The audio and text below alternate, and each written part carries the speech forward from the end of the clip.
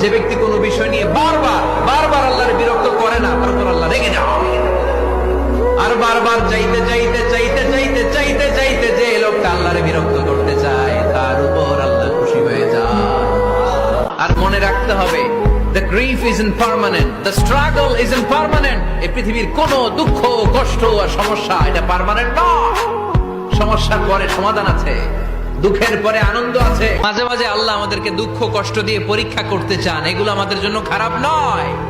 এই দুঃখ কষ্ট বিপদ আমাদের কোমরকে সোজা করে, আমাদের পায়ের মাটিকে শক্ত করে। চিল্লায় বলেন ঠিক কিনা?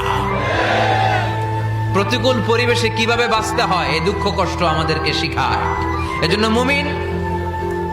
মুমিন বান্দার বৈশিষ্ট্য হচ্ছে দুঃখ কষ্ট বেদনা জ্বালা এগুলোতে সে আপসেট হয় না, সে হাল ছেড়ে দেয় না, সে ভরসা রাখে একজনের উপর। চিল্লায় বলতে হবে তিনি কে? কারণ মুমিন জানে রাত্রি যত গভীর হয় অন্ধকার তমানিসা ভেদ করে সুবহে সাদিক হয়। মুমিন জানে গর্ভবতী নারীর পেটের ব্যথা যেই দিন বাড়তে থাকে ওই দিনই নতুন মেহমান আগমনের সময় ঘনাতে থাকে। মুমিন জানে তার জীবনে দুঃখ কষ্ট বিপদ যত বাড়তে থাকে সুখের দিন কাছে আসতে থাকে। তুমি কি পাপ করেছো, কি অন্যায় করেছো? তুমি জানো না আমার রব কত মেহেরবান, তিনি কত দয়ালু, তিনি ভালোবাসার আধার, তিনি করুণার আধার।